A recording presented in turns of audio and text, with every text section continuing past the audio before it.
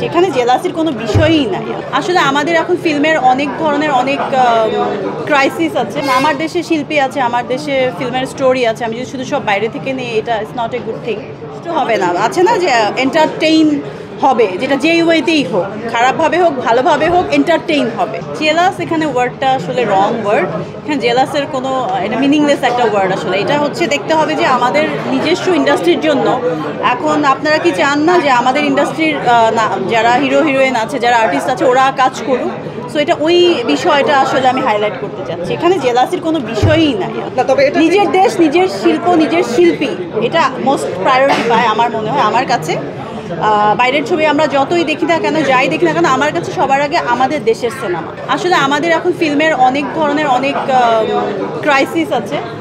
So ওই ক্রাইসিসের জায়গা থেকে বাজেটিং প্রবলেম আছে, অনেক টেকনিশিয়ানের অভাব আছে, অনেক কিছু আছে।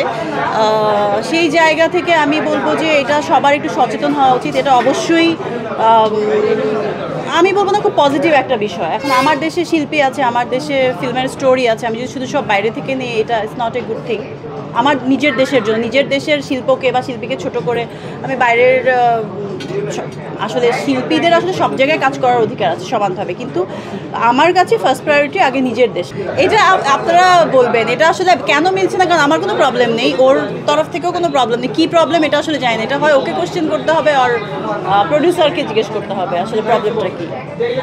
কারণ অডিয়েন্স আমাদেরকে খুব ভালোভাবে নিয়েছে, খুব ভালো লেগেছে, খুব এন্টারটেইনিং ফিল্ম, আমার খুব ভালো লেগেছে। আমি তো ময়ূরাক্ষী দেখে তারপর তুফান দেখে।